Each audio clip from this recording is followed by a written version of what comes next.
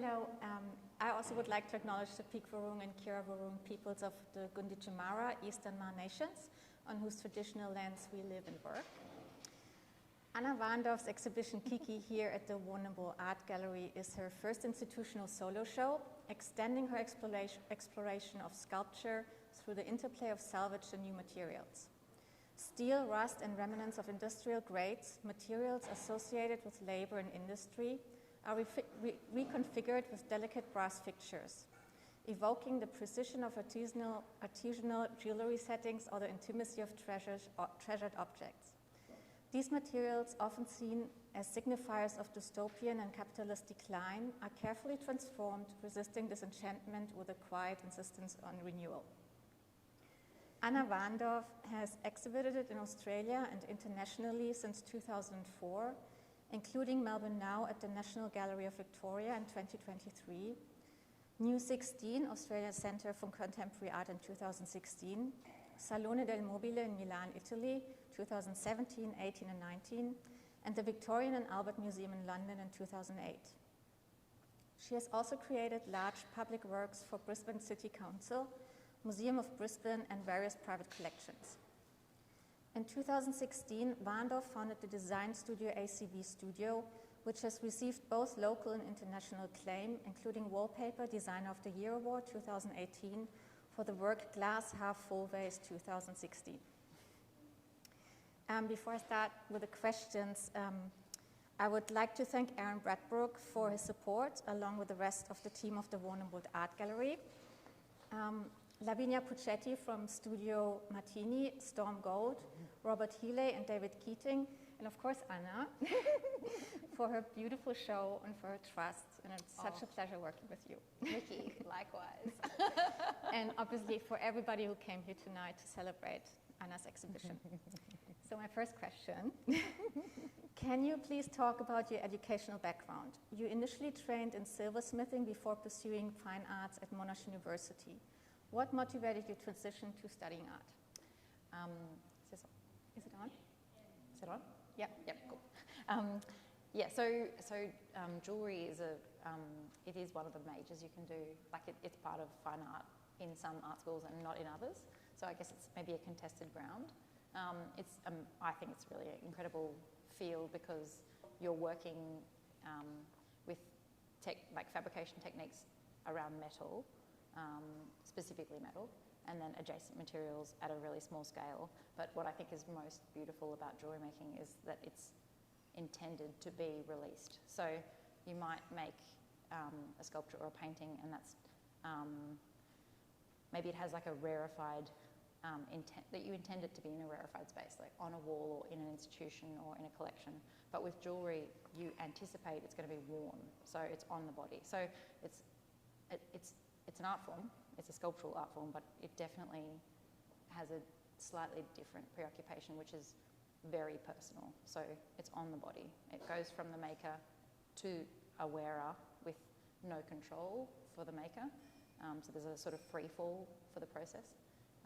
And then, the owner or the wearer reframes this object. It's not on a white wall, it's not on a plinth. The object is out there on a body, and that is a kind of a special space. So some art schools think of it as an art form, some don't. I do. So, yeah, great. Are there any artists who have influenced your work, and if so, could you elaborate, and in which way they influenced you? Mm-hmm. So there's a million. I just love everybody who makes anything. There's like Eva Hesse and Phillida Barlow, and a history of female sculptors that is like really incredible. I could watch interviews and documentaries with these artists all day, every day.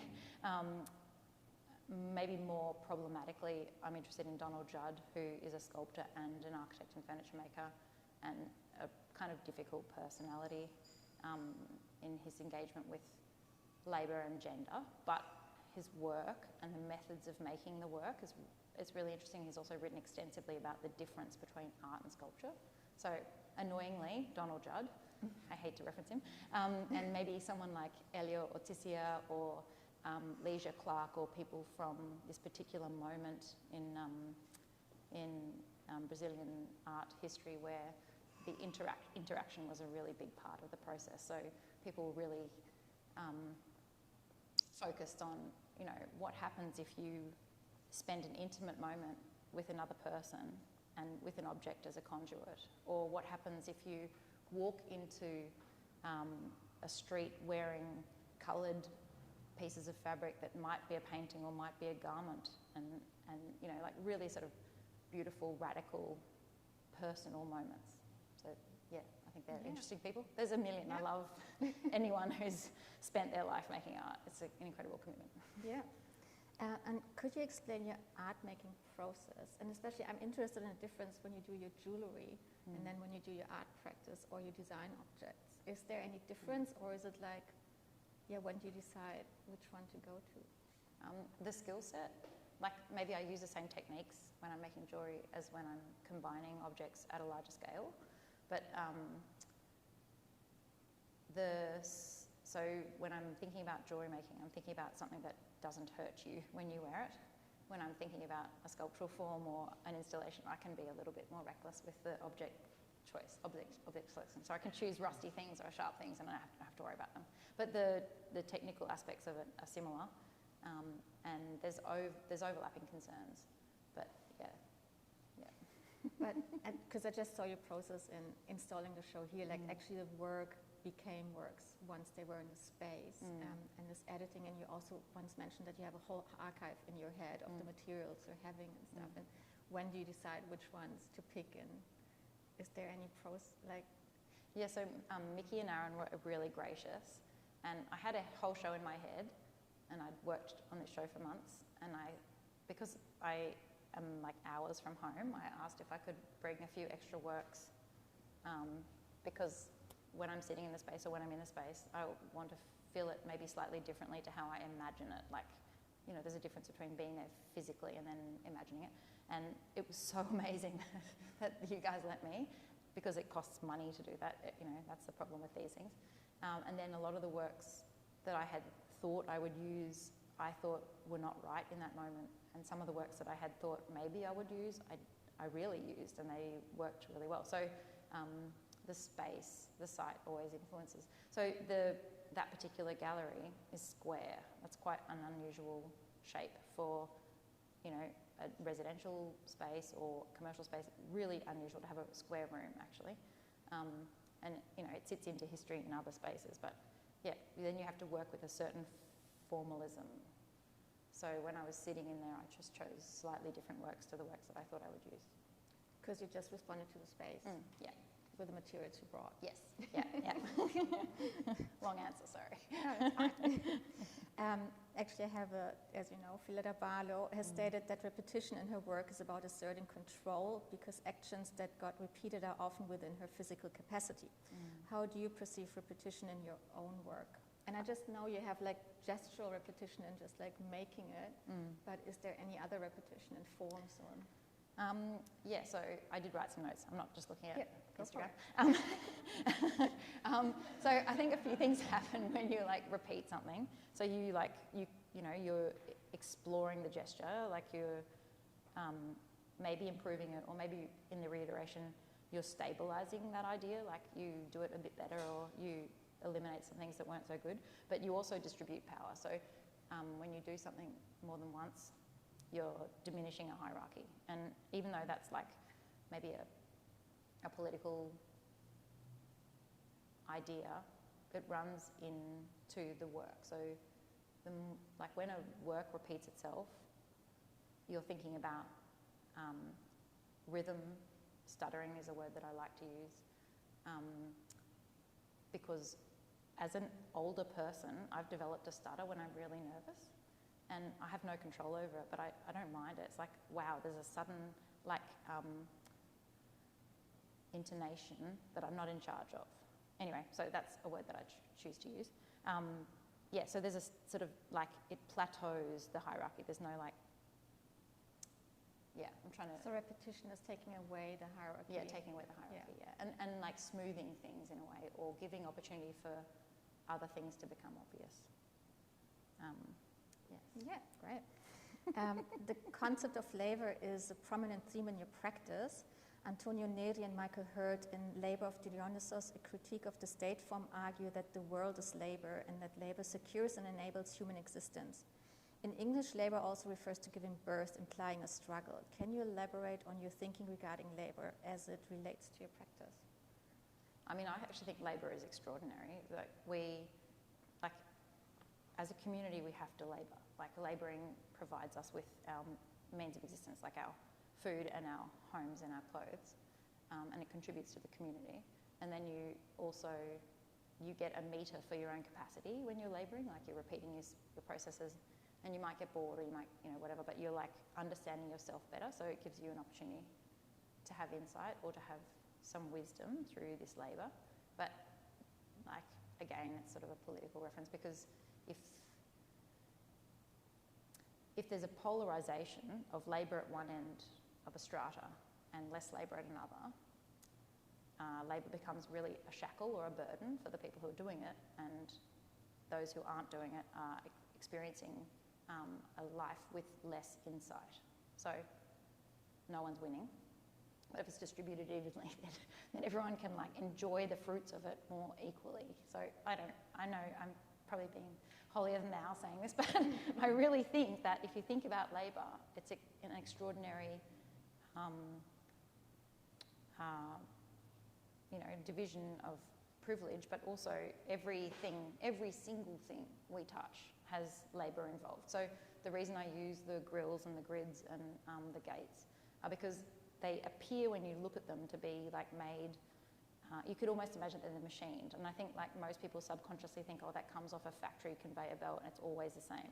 And it's almost never off the factory conveyor belt. Every one of those objects is not straight because some individual has had to cut and then re-weld all of those joins. And so the individual who's made the final object is present in that object. Anyway, that's what I think is beautiful about it. That's my personal opinion. Yeah. I mean, these were my questions for Anna, but I'm happy if anybody else has more questions to ask her about her beautiful show. Yeah? I was just wondering because I hadn't considered this theory of repetition, dismantling or distributing hierarchical power. I was just wondering if you help me understand. Well, I wanted to do a PhD, and this would be like part of my research. So I'm not an expert. It's like an idea. It's just a proposal. But I actually think it's got legs. Like, so if you, like, obviously you have to deal with tedium when you repeat yourself. Like you're reabsorbing. You're having something again and again, and that has like the capacity to make you feel bored or like frustrated. But it can also calm you, and it can also provide a system that once you finish your repetition, you can move into other spaces of thoughtfulness. Like, I don't know. But yes, repetition, and then also other people repeating one task. So not one person repeating one task indefinitely, but everybody together repeating tasks. And like it, the broader machine that is society benefits from everybody contributing to the labour and to their processes that are daily, in order to release you from the labour, to have more people able to take time out to relax and think, and all those other things that are not bound to labour. I don't know if I answered that very well. Like, labour also provides really beautiful things. So weaving is an example of it. Like, we use cloth all the time. It's mechanised, it's systemic, it's a systematic thing, and it's quite beautiful. There's all spaces that we occupy involve repeated labour. Yeah. Are there any other questions? Yeah. I think it's really interesting that you talk. I'm a knitter. Yes. And a crocheter. Yeah. And so there's repetition, but it's also mindful. And having gone through the loss of a parent recently, I've realised how it helps you calm the way you're thinking. Yeah. But I also enjoy your use of the word labour, because if we think about childbirth, Yes. it's also called labour. Yeah, totally. And what great gifts that in terms of the end result. So I'm really kind of hooked into what you're talking about. Thanks.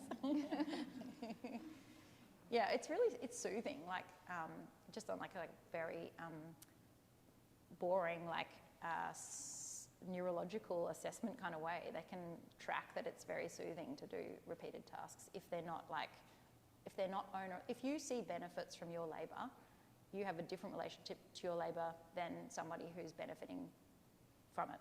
So if you're able to generate your own means through doing it, it's really soothing and and generative. I don't know. And it's part of the human condition. And it is part of the human condition, that's right. Yeah. Are there any other questions? Yep, Di? A lot of your work is paired. I'm interested in the pairing. Yep. So could you tell me Yeah. more about it? Yeah, I mean, I guess it's a reference to mutual support and to not one person or not one entity dominating. So like a distribution of power or a distribution of, at the top or the bottom, it's better if it's distributed. I mean, like, I'm not actually preaching to you through this work. It's just like what I think about when I'm making things. So, and there's something in the reflection, like the doubling of the works, that offers a comparison between one side and the other. So you start thinking, okay, what's different? What am I noticing? It encourages you to think more subtly about the objects. And then with those works, because they come off the wall but they're sculptural, like when you experience sculpture, you kind of, like the way people experience sculpture is maybe to make a comparison between their own physicality and think about the object that they're looking at. That's how you understand the object that's in front of you. It's how you understand most things that is in front of you. So in those objects, they're pulling you onto the wall. So they're pulling you into the gallery space, in a way, maybe. I'm interested, I saw one of the artworks and they were like sort of stacked grids. And so I had this thought about the relationship between sameness and difference. And so like when all these objects are mass produced, they are all equal, all the same. But then I guess like when the artwork comes to life, right? Like those objects, they're kind of taken away from this, I don't know, production line, right? And assembled in different ways that create difference.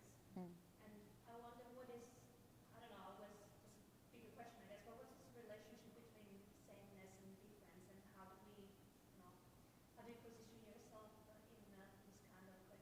I guess I'm thinking about the humanness in it. So like they are ostensibly the same, but they're actually all different because one or a team of people have made it by hand. And so that variation it makes itself evident. Like it doesn't become all the same. Like you see these tiny differences that are the humanness in it. So I know that they're rusty pieces of metal, but I find them really beautiful because I can literally feel when I look at them that somebody has laboured over them with their hands, and I know that that person is present in it because there's variation in the object. I find that really beautiful. Yeah. Are there any more questions? Do you believe that people put their souls into what they do? Into their work? Yeah, I kind of do actually. Yes, I do think that. No one's ever asked. That's a great question. Thank you. Yeah, I do. Even when you don't want to do it. So Yeah. your artworks includes the souls of the previous people who Yeah, probably I do think that. Yeah, I wouldn't, I've never probably thought to use the word soul, but like, yeah, thank you. Never, I think that when people make things, they're in there. Thanks. Yeah, I appreciate that. I mean, maybe I'm wrong, but I think that, yeah. Because, like, you might be anonymous at the like welding booth, or you might be anonymous at the, I don't know, whatever you do in that relay of production. But actually, you're not. You're there. You're a person. You're putting your energy into it, and you might be like today I can't be bothered making this line up, so I'm not going to. Yeah, I do think that. There was somebody else. Yeah, I liked how you said repetition flattens a hierarchy. Mm. But the gates themselves seem like they're like divisions of power and authority and things like that. Just wondering if there was like a bodily relationship with power and division as well in that way. Yeah, I really don't think of them as divisive. I think of them as the person who made them. Yeah, I've gone past seeing them as a barrier. Even if that's a functional item, they're things that, you know, like promote the segmentation of culture or politics or land or dividing spaces. Yeah, you're right. They are like emblematic of that. And I guess I've moved away from that because I really love them as objects. And I've put them on the wall so they're no longer a barrier. Which is a very bodily act. Yeah. Quite bodily Yeah, to yeah. install them. Yeah, totally. Yeah. And I don't think of them anymore as a system of division, although you're right. And maybe I'm like ignoring something that is still present in them that I should be thinking about, but yeah. Or maybe you've like exercised them. I have. Yeah, they're post-barrier. I'll take it on board and think about it. Thank you. Yeah. Do you think that it's still a barrier because it's on the wall and it's burying us from the wall? No, I actually think it's a conduit into the gallery wall. I actually really feel like when I look at them, I follow the line into the wall in the sense that, like, I think about the substrate, I think about the room. But I spend a lot more time with them than anyone else, so maybe I think my child is more handsome than anyone else thinks they are. more active. Yeah, I spend a lot of time with them, so that's what I think. Sorry, there was. On both those questions, although the pieces represent power, none of them are not. Yes. And I love that sense of freedom as well. Thank you. Thanks. Yeah, they are really floating free. Yeah. Yeah, they're up for examination more than they are preventing you from accessing anything.